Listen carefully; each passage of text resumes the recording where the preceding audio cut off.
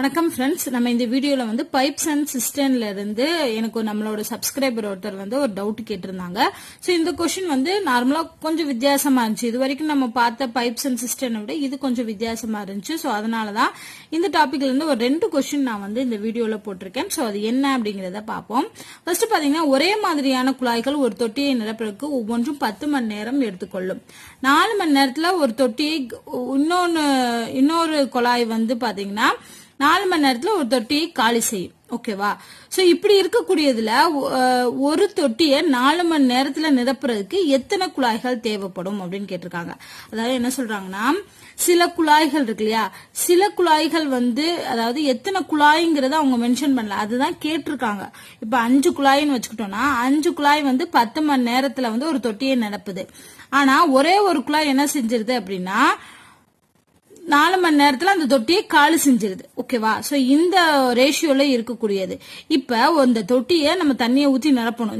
இந்த குழாய்கள் எல்லாத்தையும் திறந்து விட்டு இந்த தொட்டியை நிரப்பணும் அப்படின்னா 4 மணி நேரம் ஆகுது.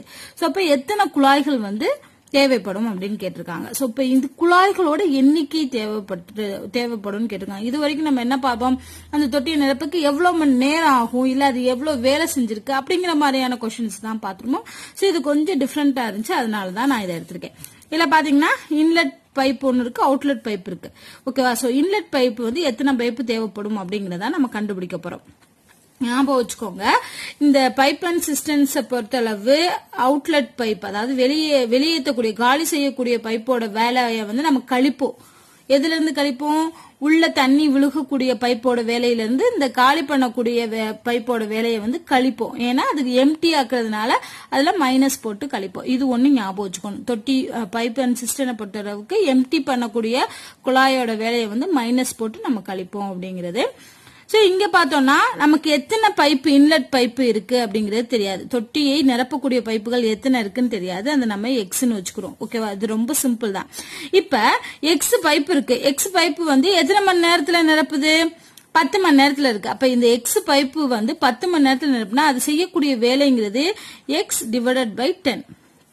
10 மணி நேரத்துல எக்ஸ் பைப் வந்து செய்யக்கூடிய வேலைகள் வந்து எக்ஸ் பை 10. இப்ப இது வந்து இன்லெட் பைப் அப்படிங்கறதுனால பிளஸ் போட்டிருக்கோம். இது அவுட்லெட் பைப்புங்கிறப்போ எம்டி செய்யக்கூடிய பைப்புங்கிறது ஒரே ஒரு பைப் தான். சோ ஒரு அவுட்லெட் பைப்பு தான் வந்து 4 மணி நேரத்துல அந்த தொட்டியை காலி செய்யுது. அப்ப இதுல இருந்து என்ன பண்றோம், 1 டிவைடட் பை 4 கழிக்க போறோம். இது வந்து அவுட்லெட் பைப்பு செய்யக்கூடிய வேலை, இது வந்து இன்லெட் பைப்பு செய்யக்கூடிய வேலை. இந்த எக்ஸ் எதுக்குன்னா இங்க வந்து எத்தனை பைப்புகள் அப்படிங்கிறது தெரியாது, அதுதான் நம்ம கண்டுபிடிக்கும். அதனால எக்ஸ் பை 10 போட்டிருக்கோம். இங்க வந்து அவுட்லெட் பைப்பு ஒரே ஒரு அவுட்லெட் பைப்பு அப்படிங்கறது சொல்லிட்டாங்க. ஓகேவா?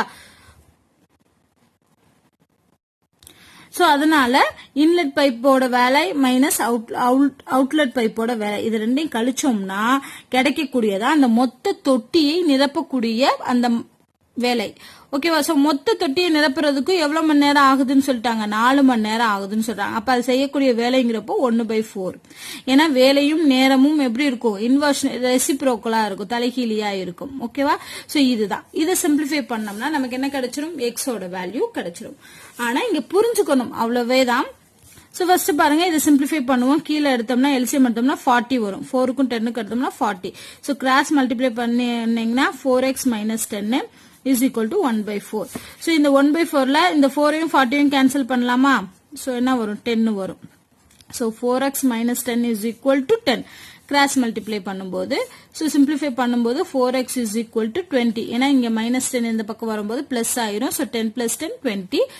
சிம்பிளிஃபை பண்ணோம்னா என்ன வருது, எக்ஸோட வேல்யூ 5 வருது. அப்ப அதுல எத்தனை குழாய்கள், நிரப்பக்கூடிய குழாய்கள் இருக்கு, மொத்தம் 5 குழாய்கள். சோ மொத்தம் 5 குழாய்கள் இருக்கு. அந்த 5 குழாய்களும் 10 மணி நேரத்துல தண்ணியை நிரப்புது.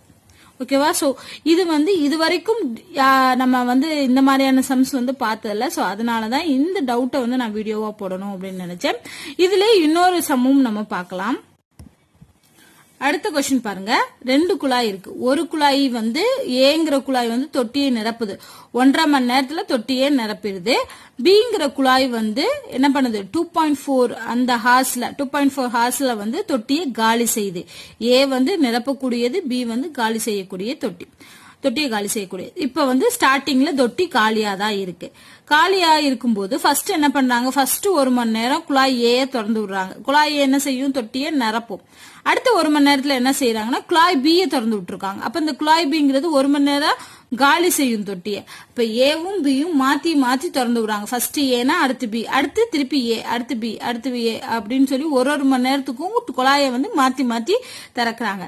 இப்படி செஞ்சாங்க அப்படின்னா தொட்டியை நிரப்புறதுக்கு எவ்வளவு நேரம் ஆகும்? சோ ரொம்ப சிம்பிள் தான். சோ இந்த மாதிரி எல்லாம் பைப் அண்ட் சிஸ்டமும் டைம் அண்ட் ஒர்க்கும் ஒரே மாதிரியான கான்செப்ட் தான். இதுல வந்து குழாய்கள்னு வரும், டைம் அண்ட் ஒர்க்ல எவ்வளவு ஆட்கள் வேலை செய்யறாங்க அப்படிங்கிறது வரும். பட் பேசிக்கா கான்செப்ட்ங்கிறது ஒண்ணுதான். ஃபர்ஸ்ட் என்ன பண்ணுங்க, ஏ செய்யக்கூடிய வேலை, அதாவது ஏ வந்து 1.5 ஹார்ஸ்ல வந்து தொட்டியை நிரப்புது. இது வந்து இன்லெட் பைப். பிங்கிறது அவுட்லெட் பைப், ஏன்னா அது காலி செய்யறதுனால. காலி செய்யறது வந்து 2.4 ஹார்ஸ். இப்ப இங்க வந்து பாயிண்ட்ல இருக்கு, நீங்க பாயிண்ட்ல வச்சு போட்டீங்கன்னா நிறைய கால்குலேஷன்ஸ் வரும். நான் இதை என்ன பண்றேன், பாயிண்ட்ல இருந்து என்னது ஃபிராக்ஷனா மாத்திடுறேன். எப்படி பண்ணுவோம், 15/10 போடுவோம். சோ 3/5 வருமா, சரி 3/2 வரும். அடுத்து இதை பாத்தீங்கன்னா 24/10 போட்டோம்னா 12/5 வரும். சோ இதுதான் இது வந்து இவ்வளோ ஹார்ஸ். ஏ வந்து 3/2 ஹார்ஸ்ல வந்து தொட்டியை நிரப்புது. பி வந்து 12/5 ஹார்ஸ்ல வந்து காலி செய்யுது. இப்ப இதை மட்டும் பாத்துக்கோங்க. அடுத்து என்ன பண்ண போறோம்னா, இப்போ இந்த ஏ செய்யக்கூடிய வேலையின் அளவு அப்படிங்கறது கால்குலேட் பண்ண போறோம். சோ வேலையும் நேரமும் எப்படி இருக்கும், தலைகீழியா இருக்கும். அப்ப இத 3/2 தலைகீழா போட்டோம்னா அது செய்யக்கூடிய வேலைங்கிறது இது 2/3 அளவு வேலை ஏ செய்யும். இங்க பாத்தீங்கன்னா 5/12 அளவு வேலை பி செய்யும். இப்ப ஃபர்ஸ்ட் என்ன பண்றோம், ஃபர்ஸ்ட் என்ன திறந்து விடுறாங்க, ஃபர்ஸ்ட் 1 மணி நேரத்துக்கு ஏ, அடுத்த 1 மணி நேரத்துக்கு பி. அப்ப முதல் 2 ஹார்ஸ்ல எவ்வளவு வேலை செய்யுது அப்படிங்கறத கால்குலேட் பண்ண போறோம். அது எப்படி பண்ண போறோம்னா ஏ மைனஸ் பி. ஏ இங்க மைனஸ் போடுறோம், பிங்கிறது அவுட்லெட் பைப்புங்கிறதுனால. ஓகேவா, அப்ப 2 ஹார்ஸ்ல எவ்வளவு நிரம்பி இருக்கும், எவ்வளவு தொட்டி நிரம்பி இருக்கும் அப்படிங்கறத கால்குலேட் பண்ண போறோம். ஏ மைனஸ் பி. இது ஃபர்ஸ்ட் ஆர் வந்து ஏ இருக்கும், செகண்ட் ஆர் வந்து பி வந்து வேலை செய்யும். சோ ஏ செய்யக்கூடிய வேலை வந்து 2/3, பி செய்யக்கூடிய வேலை வந்து 5/12. சோ இது சிம்பிளிஃபை பண்ணலாம். 3க்கும் 12க்கும் எல்சிஎம் எடுத்தோம்னா 12 வரும். ஏன்னா 3 அங்க 12 வரும், அதனால 12 எடுத்துக்கலாம் எல்சிஎம். சோ 4ஆல பெருக்கணும்னா மேலே 4ஆல பெருக்கணும் 8, இங்க 1ஆல பெருக்கணும்னா மேல 1ஆல பெருக்கணும் 5. சோ 3/12 வரும். இது சிம்பிளிஃபை பண்ணோம்னா 1/4. சோ 1/4 வேலை, 1/4 பங்கு வேலை வந்து 2 மணி நேரத்துல நடக்குது. ஓகேவா, சோ முழு வேலைங்கிறது, முழு வேலைனா 1. ஓகேவா, அப்ப 4ல 1 பங்கு வேலை 2 மணி நேரத்துல நடக்குது. அப்போ இந்த முழு வேலை நடக்கிறதுக்கு எவ்வளவு நேரம் ஆகும் இத பாருங்க. அடுத்த 2 மணி நேரம், அடுத்த 2 மணி நேரத்துல இதே 1/4 வேலை தான், 1/4 வேலை. அடுத்த 2 மணி நேரத்துலயும் 1/4 வேலை தான். அப்ப இதை கூட்டினீங்கன்னா என்ன வரும், 3/4. முக்கா பங்கு வேலை வந்து இந்த 6 மணி நேரத்துல முடியும். 2, 4, 6, 6 மணி நேரத்துல 3/4 ஒர்க் வந்து முடிச்சிடுறாங்க. ஓகேவா, ஓகே. சோ அப்ப அந்த மிச்சம் இருக்கு அந்த 1/4 வேலையை வந்து எவ்வளவு மணி நேரத்துல முடிக்கும் அதை மட்டும் கால்குலேட் பண்ணோம்னா அதை வந்து இந்த 6ஓட கூட்டி ஆன்சர் கொண்டு வந்துடலாம். ஓகேவா, சோ இப்ப பாத்தீங்கன்னா 2, 2, 2 6 மணி நேரம். 7வது மணி நேரம் வந்து என்ன வேலை செய்யும், ஏ வேலை செய்யுமா பி வேலை செய்யுமா? ஏன்னா ஏ B A B A B A B இப்படிதான் வரும். சோ ஆட் வேல்யூஸ்ல எல்லாம் ஏ வரும், ஈவன் வேல்யூஸ்ல எல்லாம் பி வரும். அப்ப நமக்கு என்ன வருது, 7th ஆறுங்கிறது என்னமா வரும், ஆட் நம்பர். அப்ப ஏ தான் வேலை செய்யும். ஏ செய்யக்கூடிய வேலையோட அளவு என்ன, ஏ வந்து 1 மணி நேரத்துல எவ்வளவு வேலை செய்யும், 2/3 வேலை செய்யும். ஓகேவா, ஆனா அது எவ்வளவு வேலை செய்யணும், 1/4 வேலை செய்யணும். அது மட்டும் செஞ்சா போதும். இது ஏ செய்யக்கூடிய மொத்த வேலை. ஓகேவா, அதுல இது எவ்வளவு செஞ்சா மட்டும் போதும், 1/4 வேலை செஞ்சா மட்டும் போதும். சோ அதை மட்டும் கால்குலேட் பண்ணோம்னா அது எவ்வளவு மணி நேரம் அப்படிங்கிறது கிடைச்சிடும். ஓகேவா, சோ வந்து ஏ செய்யக்கூடிய மொத்த வேலையில இந்த 1/4ங்கிற வேலை எவ்வளவு அப்படின்னு பார்க்க போறோம். So 1/4 divided by 2/3. இது சிம்பிளிஃபை பண்ணோம்னா 3/8 வரும். சோ இது வந்து 0.375 அப்படிங்கிற வேல்யூ வரும். ஓகேவா, சோ அப்ப ஏங்கிறது வந்து இவ்வளவு மணி நேரத்துல 0.375 ஹார்ல வந்து இந்த மிச்சருக்கு 1/4 வேலையை முடிக்கும். அப்ப ஆல்ரெடி 6 ஹார்ஸ் முடிஞ்சிருச்சு. சோ 6 ஹார்ஸ் பிளஸ் 0.375 அப்படிங்கிறப்ப என்ன வரும், 6.375. ஓகேவா, சோ இதுதான் ஆன்சர். ஆன்சர் வந்து 6.375. ஸோ இதுலயே நம்ம இதை வச்சே கண்டுபிடிச்சிடலாம். முதல் வந்து 4 மணி நேரத்துக்கு கால்குலேட் பண்ணணும்னா என்ன வரும், 4 மணி நேரத்துக்கு வந்து 2/4, அதாவது பாதி வேலை தான் முடிச்சிருக்கும். அப்ப கண்டிப்பா இந்த ஆப்ஷன் வராது. அடுத்து பாத்தீங்கன்னா 6 ஹவர்ஸ்க்கு பார்க்கும்போது முக்கா வேலை பார்த்திருக்கோம், மிச்சம் இருக்கிறது கா வேலை தான். ஓகேவா? சோ அது வந்து 7th ஹவர் நீங்க பார்க்கும்போது என்ன வந்திருக்கும், 6 வரைக்கும் 3/4 வரும். 7th ஹார்ல என்ன வந்திருக்கும், 2/3 வரும். இந்த 2/3 ஏ செஞ்ச வேலையை கூட்டும் போது நமக்கு என்ன ஆகும் அப்படின்னா, இந்த முழு வேலையும் வந்து முடிவு பெற்றிருக்காரு, அதை விட கூட போயிரும். இப்ப பாருங்களேன், நாம 12ன்னு எடுத்தோம்னா 9 + 8, 9 + 8 17/12 சம்திங்.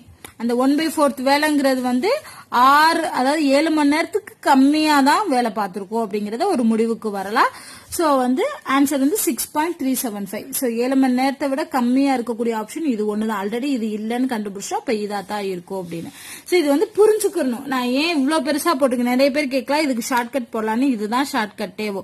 நீங்க இது மட்டும் 2 ஹவர்ஸ்க்கு எவ்வளவுன்னு கண்டுபிடிச்சீங்கன்னா அந்த வச்சே 4 ஹவர்ஸ்க்கு கண்டுபிடிக்கலாம், அடுத்து 6 ஹவர்ஸ்க்கு கண்டுபிடிக்கலாம். சோ இதுக்குள்ளதான் அந்த வேல்யூ வரும் அப்படிங்கிற அப்ராக்சிமேட் வேல்யூ கண்டுபிடிச்சிட்டு அதை ஆன்சரை டிக் பண்ணிடலாம்.